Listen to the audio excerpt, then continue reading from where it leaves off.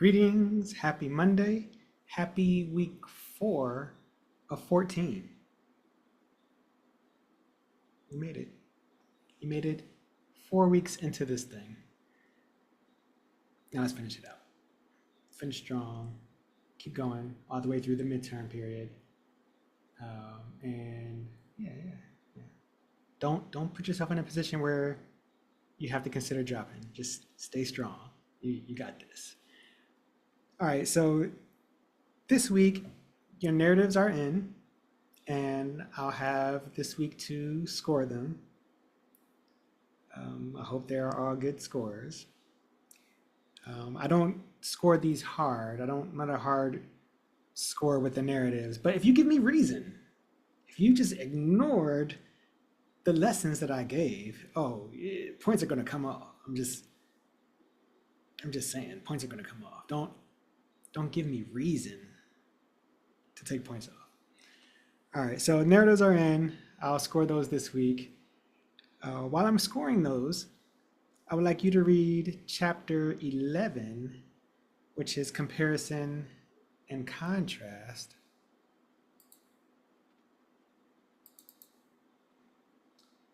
And of course, you can have the book read to you. So read chapter 11, comparison and contrast. And when you get to the end of the information part of the chapter, it'll get to where we have some professional examples of compare and contrast essays. We have John McWhorter here, who's a linguist, popular linguist. Read one of these, or if you're having the book read to you, read them all, or let them all be read to you. So read one of these. You have McWhorter, we have O'Connor, Fake Meat versus Real Meat. We have I'm Your Teacher, Not Your Internet Service Provider. We have Sex, Lies, and Conversation.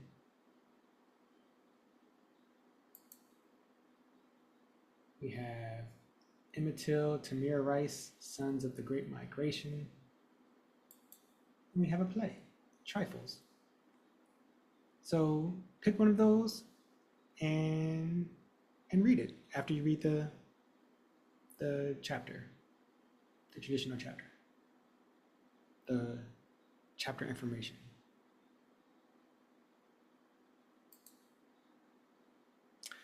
All right, so besides the reading also, there's a website that I would use to, one, train people in writing and grammar usage and syntax usage so that they didn't have to take non-credited courses for college. They could just jump right into the credited course. And even when I decided to teach one of the non-credited courses, this was at a school not here, but that college system set up a system where there were 5 non-credited courses before someone could take a credited course. And of course, to me, that seems ridiculous. It sounded like a money grab. So what I did was I taught the first course. And when I taught the first course, I taught them everything they needed to know, so that they can test again and make it into the credited course without having to take 4 more non-credited courses. And they all did it. Saved them a lot of money and time. And what I used a lot, especially when I did any one-on-one things, is a website called chompchomp.com. And I put it in our Blackboard shell. I'm going to show it to you. Boom, here we are. All right, so in course resources, we have textbook, office hours, video lessons, no-nos and tips, and chomp chomp grammar exercises. And here they are. So what I would do for someone who was about to come to the school and they were going to take that test, that placement test, but they needed to get a certain score to get into the accredited course. So I would have them practice each one of these. Comma splices and fused sentences. Comma splices. A comma splice is when a comma is where a period belongs. A fused sentence is a run-on sentence. Fragments, not complete sentences, irregular verbs, commas, parallel structure, misplaced and dangling modifiers, apostrophes, pronoun agreement, pronoun case, pronoun reference, subject-verb agreement is an important one, and word choice.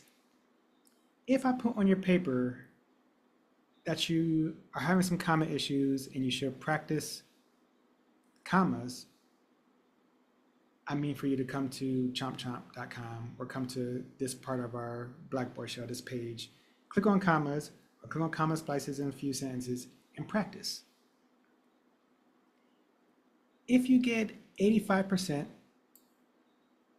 on an exercise in one topic, you're good. You've learned what you need to learn. If you use these, I encourage you to read what the error is and how to correct it if you get anything wrong. Just so that every time you get something wrong, read what the fix is. Read what the rule is. That way the rule will be stuck in your head. And the next time that that issue or that type of sentence appears, you'll at least have an inkling to remember a rule that's supposed to be able to fix the way that this sentence is, so that is right. So this first one, comma splices and fused sentences, fragments, commas, and subject-verb agreement those are the four ones that people usually like fail that test because of. So if you know you have issues with those, just try it out. These aren't graded.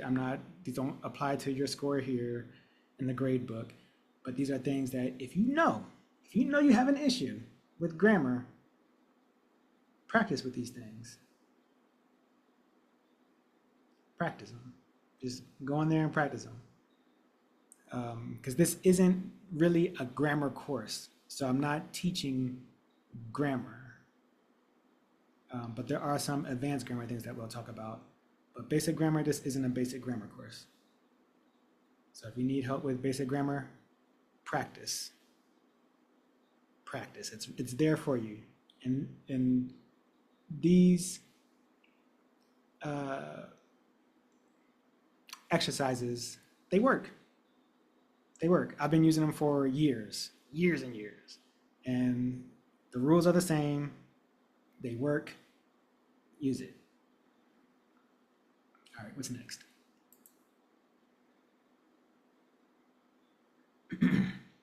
Spelling. Which spelling quiz are we on now?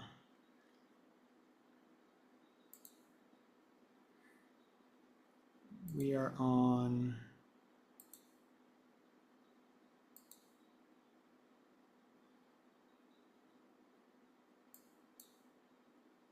we're on spelling quiz number 4. All right, so I'll put the words for spelling quiz number 4 below this video. And by Sunday, take spelling quiz number 4.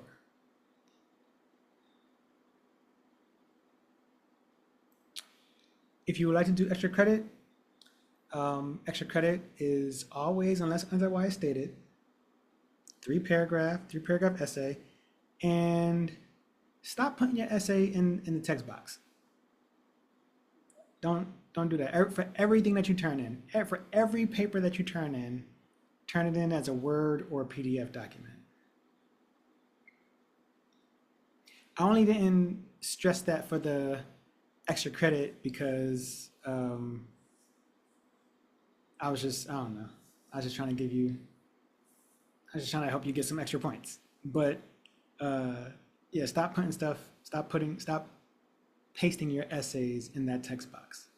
Write it in a Word as a Word document, save it as a Word document or a PDF file, and upload it to that submission. Because they're hard to read. There is just sometimes I can't tell if you have 3 paragraphs or not. And if I can't tell, I'm not going to give you the credit. So, and I'm not going to strain myself to try to figure out if you have 3 paragraphs or not. That's why we have MLA format and those conventions. It should be clear where your paragraph begins and where it ends. So yeah, submit a Word or a PDF document from here on out. And yeah, I think I'll put it in the directions for the extra credit too. And by the end of the week, I'll be done with the narrative final drafts. And just remember to, even though it's a final draft and you get a final draft score for it, just remember to check out the comments for it. A lot of times people just check out the comments for the rough drafts and not the final drafts, but the feedback from the final drafts can help to inform how you write your next essay. So just check it out to make sure you don't have any recurring errors that you keep on making. Like if there's subject verb agreement things or comma things, you know you need to work on it. So check out one of those exercises from chompchomp.com. All right, I think that's it. That's it on Wednesday, 5:30 to, Wednesday, 5:30 to, wait a minute, 5 to 6. Wednesday from 5 to 6. The virtual student office hours will be live and I'll be in there. I might be showing this video or another lesson video. And if you have any questions, you know, you can just chat with me. You can just chat in there.